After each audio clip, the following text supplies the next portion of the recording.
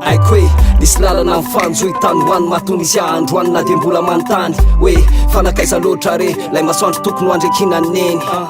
verive nandao nande nankaizy maty ve santado aniza any ve diso ve misy ve nefiny miteny hoe mbola ny fona izy zay nitiavinareo tany aloha tsy haiko marina momba azy any any eno ilaiko neny eo miatiny saiko mba ohatra anisa loatra le atao hoe raiko zany raha teo angambizy tsy ohatra rao tsika tsy nizaka angidy saleo anle oetisy tena leony nandiso safity aiko foana nefa tatako izy na de mbola tsy nandraigny tanako izy fanirina ny atony ankizy rehetra mananjo itoetra anilandraigny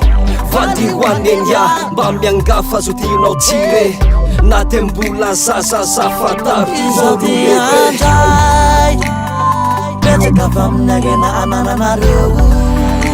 nao anaty io na ikana sisany teny satria magobekeo fantsika anazy anareo izao ty andray petsaka fa aminarena anananareo nao anaty io na ikana sisany teny satria magobekeo fantsika anazy anareo taona maromaro taty aoriny de nitady vaolana hoanao ary mama ifamaly fona ve iady fona ve tsy mba leo ve lazanao ainy misy antady ary mama ny tenako mialehibe de mba te alala ny marine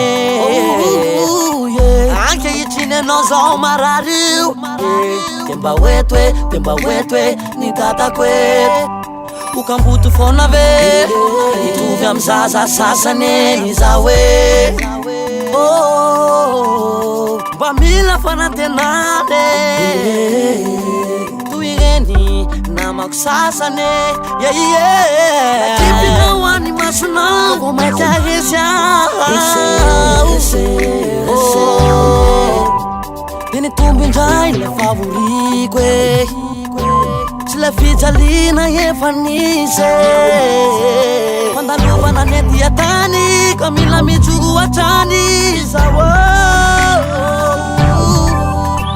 manandrany fa tsy manandray mananjony efa tsy mba mandray ny afanana ny fitiavany ray aman-dreny izao ty andray petsaka fa aminarena anananareo nao anaty io na ikana sisany teny satria magobekeo fantsika anazy anareo izao ty andray petsaka fa aminarena anananareo nao anaty io na ikana sisany teny